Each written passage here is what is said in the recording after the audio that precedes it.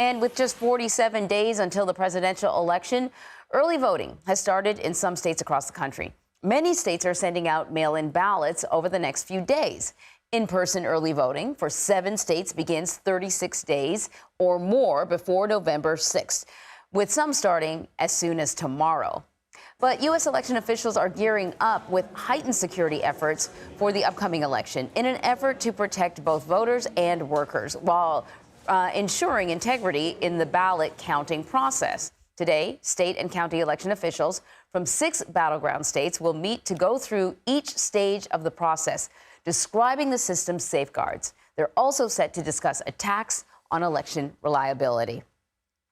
Election officials are holding training sessions, installing bulletproof glass and panic buttons in an effort to be prepared for any confrontations. Yesterday, the U.S. Deputy Attorney General spoke about this.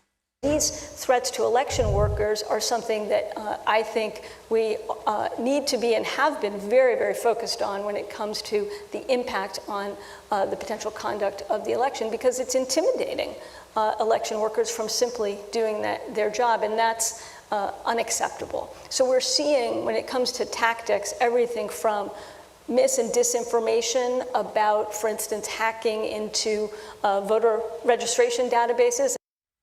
So David Becker is here with me now. He's a CBS News election law contributor and the executive director of the Center for Election Innovation and Research. Thanks for joining us. You know, we spoke yesterday about these packages with this suspicious white powder that was delivered to several election officials. Turned out that the powder was nothing sort of toxic or anything along those lines, but it just gives you a little indication as to how something kind of minor and easily done can be very disruptive. Can you walk us through what we've been hearing about security and safety precautions that local election directors are taking ahead of the election? Yeah. So first of all, for the past 4+ years, election officials all over this country have been harassed and threatened, not because they did a bad job in 2020, but because they did an outstanding job. They somehow managed the highest turnout in American history during a global pandemic.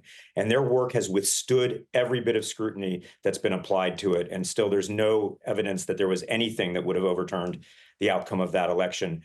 And efforts like these packages with white powder, even though it was innocuous, are efforts to terrorize these public servants. But that said, in 2020, in 2021, 22, 23, and the primaries of 24, the election workers in this country, the election officials from secretaries of state down to poll workers, are still doing their job incredibly well.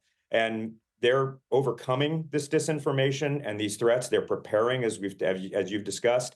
They're ready for this. And voters should know that overwhelmingly voting in this country is going to be safe. We don't have any reports that voters should be concerned at all. And there are so many ways for people to vote. As you noted, people can vote early in person. All voters in all but 3 states, Mississippi, Alabama, and New Hampshire. If you live in any other state, there's going to be early in person voting. In 36 states and DC, you can get a mail ballot without any excuse at all. So you can choose how you vote, at what time and what place you vote, to make sure that you're as comfortable as possible. Everyone should know voting is going to be very easy this year. And I think what's kind of a little bit heartbreaking for a lot of these officials and also the volunteers is these are people that, you know, in some cases just sort of give up their free time. They're not being paid, but they really believe in democracy, and that's why they do it. And they've been doing it for years where other people are not interested and have never been questioned on any of this stuff. And suddenly they find themselves being questioned on everything that they do.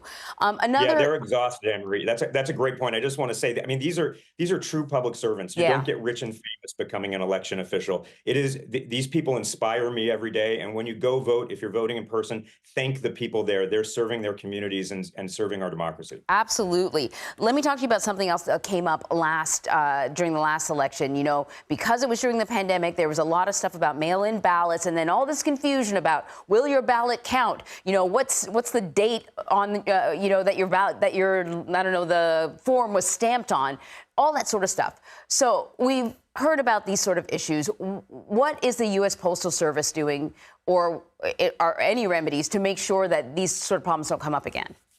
So the secretaries of state sent a letter to the Postal Service with concern about how the mail was going to be processed around election mail.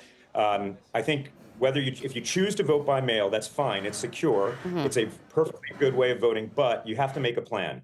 Make sure you apply to get your mail ballot early if you have to apply in your state. Go to vote.gov to find out what the rules are in your state. It'll redirect you to your state. Go to vote.gov for all of your information needs because it'll take you directly to your state's official site. And then if you're going to return the ballot by mail, do it as early as possible. Or check your state. Almost every state allows mail ballots to be dropped off in drop boxes or election offices if that's how you choose to do it. And if you're not entirely comfortable with that, as we mentioned, early in-person voting is available in nearly every state. It's a great way to vote. Get the voting done early, whatever you do. Make a plan and do it early. Don't wait for Election Day if at all possible. That's all great advice. You can take control. If you're not sure about the election, you can make the choices to ensure that your vote is counted and you are comfortable with the way it's counted. David Becker, thank you very much.